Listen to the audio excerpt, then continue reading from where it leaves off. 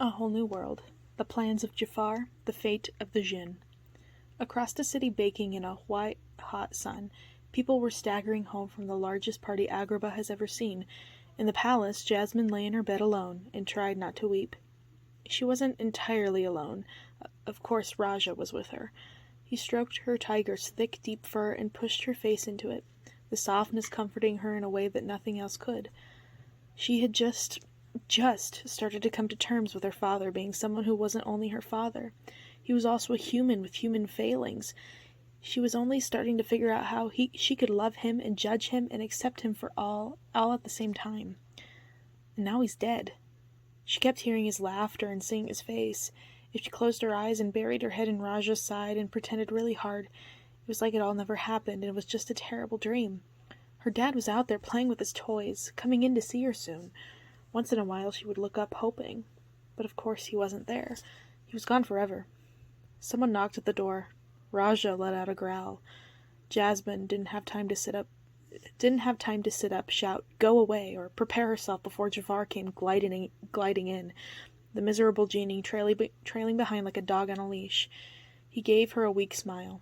Rajah bared his teeth at Jafar.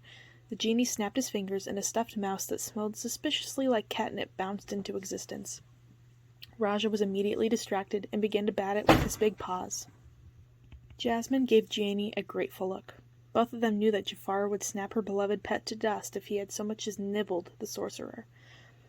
"Hello, beloved," Jafar said in his oily, cheerful voice. "You look a little peaked today. Did you get enough beauty sleep?"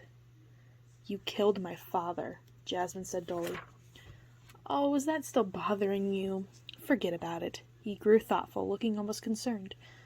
"I could make you forget about it if you'd like." "No!" Jasmine cried. "Well then," Jafar grinned. He came over to her bed and actually sat down next to her. How dare he invade her most private of places? She would have to wash all the sheets, and then burn them. "I just came by to tell you again how pleased I am to be marrying you, and cementing my claim to the throne." "You already have the throne," Jasmine said listlessly. "What do you need me for? Let me go, or kill me, or something. You don't need me to marry you. You've taken what you wanted by force." "And normally, I agree, that would be enough," Jafar said with a tired sigh, patting her knee. Her skin crawled under his touch. "But even the strongest sorcerer in the world has some limits when it comes to tradition, and history, and religion, and public opinion. This really is the easiest way. You were going to marry some arbitrary chosen prince who would inherit the throne anyway. It might as well be me." "I wasn't—" "Oh, yes, you were," Jafar growled. "Your father coddled you, and in the end he would have caved to tradition, to law. He was a coward, and you have been handed over like so much as a chattel to the prince you hated the least. Trust me, girl, I know what it's like to be considered worthless. Someone else's property, but unfortunately you are the royal princess, and I am the sultan, and I need your hand to cement the throne, and once again, you have no say in the matter." "If I were the strongest sorcerer in the world, I would," Jasmine growled. Jafar laughed. It wasn't, surprisingly, a particularly evil laugh. "I'm not sure you have what it takes to seek that path." I remained unfrightened. "Don't worry, Princess Jasmine. In time you will grow to love me." "I will never love you," Jasmine spat through gritted teeth. "Or have your recent experiments in dark magic fail to convince you of my position." Her eyes still hurt from the hypnotic gestures Jafar had practiced like a silly teenager, albeit a teenager consulting a book bound in human flesh. Her derision didn't upset Jafar in the slightest. "Well," he said, "the Genie may not be able to make you love me, weak fool that he is, and I may have failed so far, but there are other ways." His eyes grew distant. "Soon I will break the pitiful laws of magic that bind him, and me. Then I shall rise the dead from their graves to do my bidding. Then I shall kill those who oppose me with a snap of my fingers. Then I will make not just you, but all of the people of Agrabah love me." He wasn't paying attention to anything or anyone in the room, now shrieking and staring off into space like a madman, the hand not holding his cobra staff balled up into a clawed fist. Jasmine watched this transformation in horror. the genie in resignation. Even Rajah had looked up from his toy to watch the human who was acting so strangely. A low growl formed in the back of his throat. Jafar glanced at the tiger out of the corner of one eye, seeming to recover from whatever had possessed him. He rolled his shoulders and relaxed his hands. His expression straightened back into Jafar's normal snide superiority. Then he snapped his fingers. Rajah went flying across the room like a giant had picked him up and thrown him. The tiger smashed against the far wall, head first, fell down like a lifeless sack of bones. "Rajah!" Jasmine cried. She rushed over to him. Rajah lifted his head woozily. He made a little meowing noises, hurt and confused. Jasmine threw her arms around his neck. "If I cannot have love yet, I'll at least have fear and respect," Jafar snarled. "The strength of a tiger is nothing compared to the magic I now yield. You would do well to remember that." Jasmine whispered in Rajah's ear and stroked his neck. There was a black and bloody gash over his left eye and a giant lump forming behind his ear. When he went to stand up, it took several tries and he swayed uncertainly. The genie shook his head in sympathy. "You're a monster, Jafar," Jasmine hissed. "You have no idea, princess," Jafar hissed back. Then he smiled that thin, closed-up smile that reached to his ears but not to his eyes. He strolled over to the genie, gesturing wildly with his arms. "But I initially come here for a much happier purpose. Genie, I want you to create the most magnificent wedding dress the world has ever seen for my blushing bride. When we are joined as one, I want the entire world to look out in awe and wonder." "I thought it was going to be a private ceremony," the genie pointed out dryly. Jafar ignored him. "I shall leave you two to it. Bad luck to see the bride in her dress before the wedding and all." He waggled his fingers and swept out of the room, striking his ebon cobra staff against the floor as he went, self-importantly. The door slammed shut, magically, behind him. Rajah let out a meowing whine. Jasmine glared at the genie. Suddenly he was wearing the garb of a tailor, holding needles at his lips, stretching a ribbon critically against her height. "I don't suppose you know your measurements already?" he asked weakly. That finally put her over the edge. "How can you do this?" Jasmine demanded, coming very close to shrieking herself. The hysteria that had been building inside her for the past week threatened to burst forth and take over. She stood from where she had been, cuddling Rajah, and began to pace back and forth, trying not to explode. She crossed her shaking arms, trying to still them. The genie shrugged apologetically. "He has the lamp. He has the power. I have to do this bidding. That's why I say, 'What is your bidding, master?' Or did you miss that?" "You have made the worst person the most powerful sorcerer in the world. He is mad. Agrabah is doomed, and I have to marry him, and you don't care?" "Of course I care. You don't think I care? For a snippy little princess, you don't actually seem so bad, and yeah, I'd say your city is 2 shakes away from being a fascist dystopian nightmare, but— and pay close attention now— I have to do what he says." Jasmine opened her mouth to say something, but the genie wasn't listening. He was staring into space, dreamily, lost in memories. "I had a master once. Nice guy. He wanted— are you ready for this? A bigger flock of sheep in a house. He had a hut. He wanted a house. I gave him a house, and the sheep, and a wife, who, I might add, was totally into marrying a guy with a bigger flock of sheep. No breaking the laws of magic there. All I had to do was find her. 3 nice little wishes, and he was happy to let me go. They should all be so modest." "Stop!" Jasmine screeched. "Stop with your jokes and stupid little stories. This is my life here. Rajah's life. The life of everyone in Agrabah. And you're treating it like it's just another joke. You're ridiculous." "I'm ridiculous?" the genie growled. Blue smoke roiled. He grew in size until he was towering over her. Jasmine tried not to cower. Dark clouds filled the room, and tiny lightning bolts flashed around the edges. "I do not think you have been listening to the subtext, Your Highness. I am trapped. I am a living, thinking, sentient being who has been trapped in that lamp for 10,000 years, only allowed to be ordered around by you ridiculous humans with your greedy, deranged desires. Do you think you could stay sane under these conditions for that long?" Jasmine had never thought about it that way. Genies were just magical creatures often caught in lamps you could demand wishes from. She never thought about them as people. They were never people in stories. They just did as they were told. The genie was far from being done. "Also, All of my people are gone. The Jinn are dead as a race, disappeared from the world, completely. Yeah, so that happened sometime in the last 10,000 years.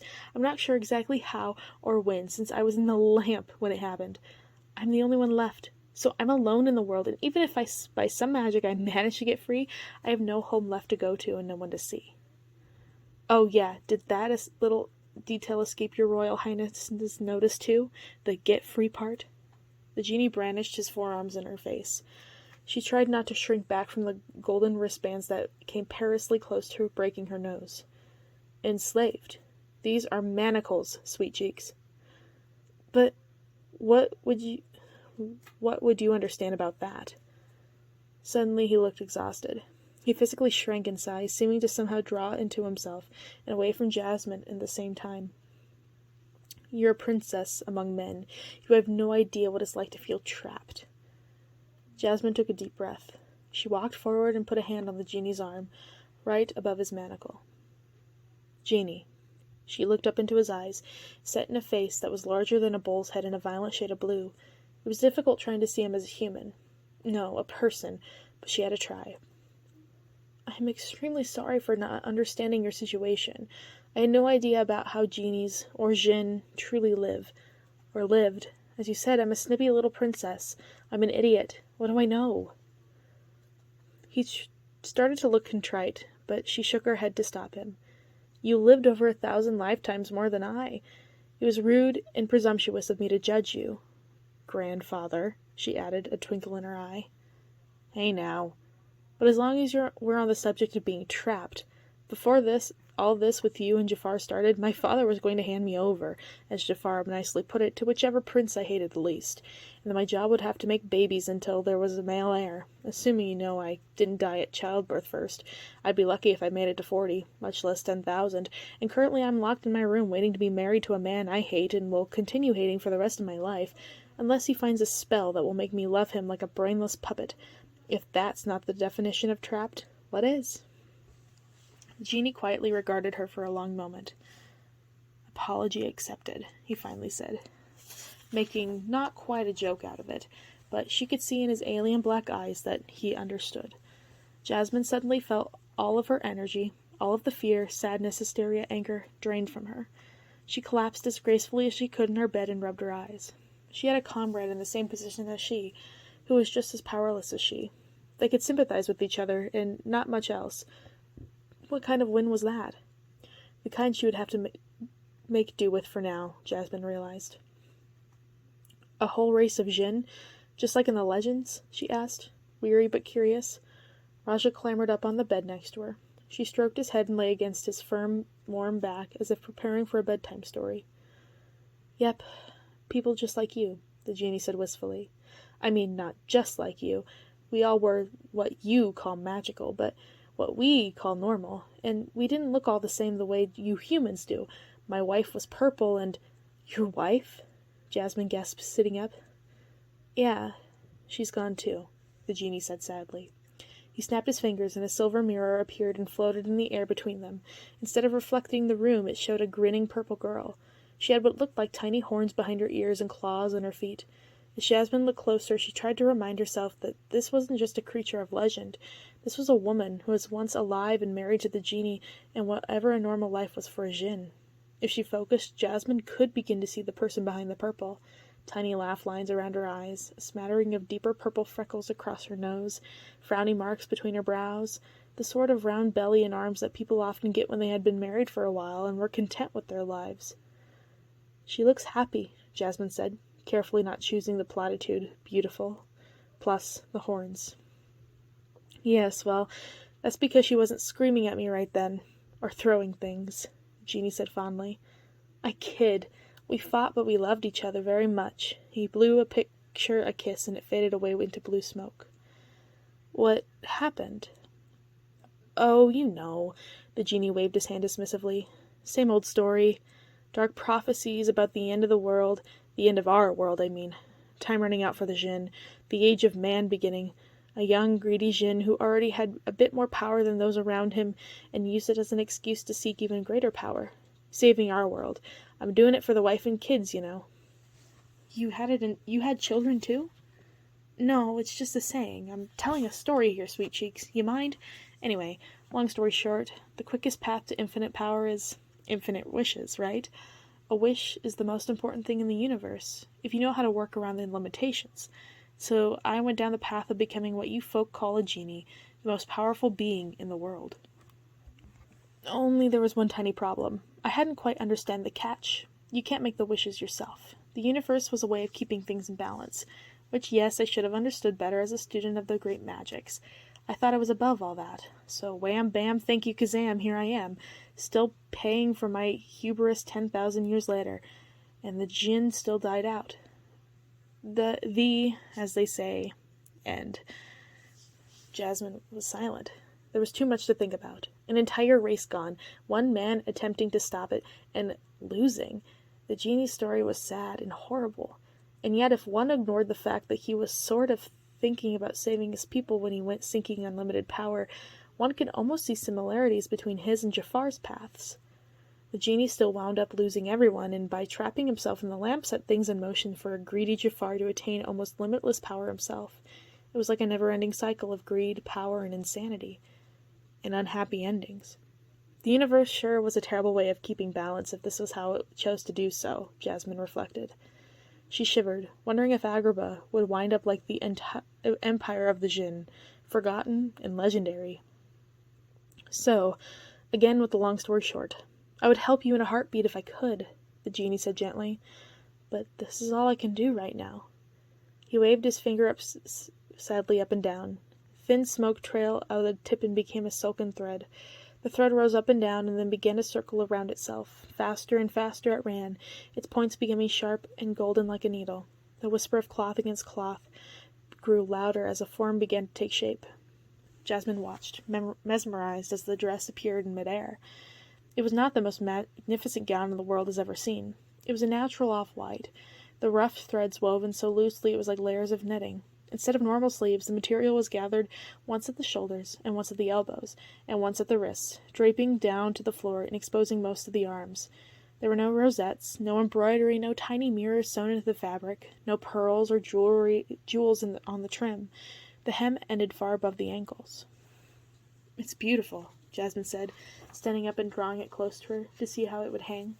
She spun and the layers bloomed out. It was perfect for dancing in. "It's the dress my wife wore on our wedding day," the genie said sadly. He turned and drifted out of the room like so much smoke, barely needing to open the door to go through. Jasmine watched him leave. Still holding the dress, somehow her grip had tightened. She had to make herself relax so her nails wouldn't ruin the beautiful cloth.